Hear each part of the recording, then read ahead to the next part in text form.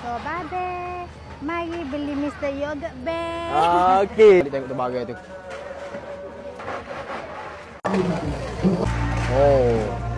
Okey, Assalamualaikum Cikgu. Abang mari dekat Fantastic Food Fest by Kak Nak di Medan Tunjung Cikgu. Abang nak mari cari gitu. Apa ni? Air Mr. Yogurt Cikgu. Let's jom Cikgu. Let's jom. Ni air dekat Mr. Yogurt ke? Memang betul-betul meriah Cikgu. Cikgu baru tengok tu, air dia tu. Oh. Wow, memang betul-betul pekat Cikgu. Cikgu tengok air keladi dia pekat molek tu. Tengok tu. Hijau molek ke tu. Saya mau tengok tu.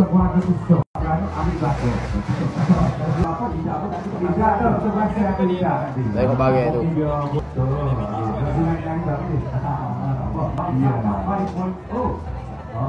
Okey, cikgu ni abang nak terang. Air dia tengok tu. Okey. Oh. Be, jasa be air be. Dago ni panas-panas ni be. Oh ni be. Nampak seronok ni.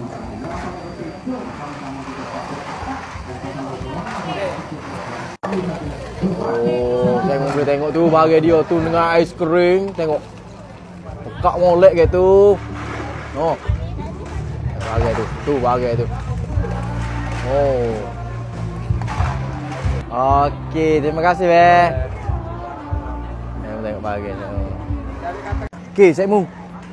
Mr. Yogurt hari ni yang main kata-kata Cikgu. Saya baca. Tengok kata-kata dia tu. Okey, ni abang nak terang. Air black currant yogurt dia dah. Tengok, pekak molek dekat Cikgu. Bismillahirrahmanirrahim.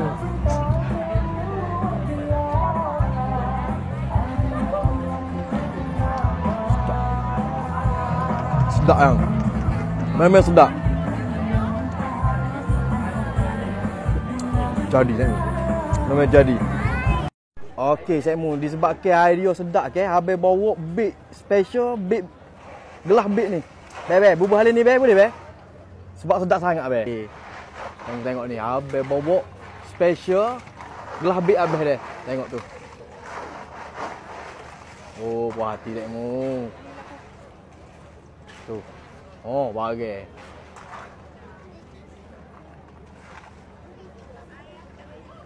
Oh, tengok tu bagai tu. Oh.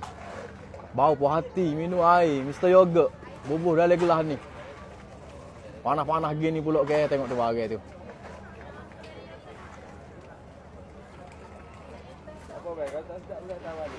Tak sedap boleh hantar balik Cikgu. Habis kita royak. Tak sedap boleh hantar balik, tengok tu bagai tu.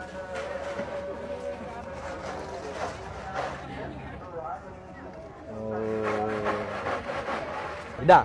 Besok babe. Mari beli Mr. Yogurt, babe. Okey, ni Mr. Yogurt, abe bubuh dalam big gelas abe ni. Tengok dah. Oh, dah besar abe. Berapa hari nak habis ni? Ni seminggu nak habis ni. Kita terlalu start pada. Bismillah. Memang berlemuk dia. Berlemuk cukup-cukup. Orang kata secukup rasa. Memang sedap dak. Memang sedap dak. Siapa nak minum Mr. Yogurt, boleh mai dekat Medan Mall Tunjung. Okey, Cikgu. Beye.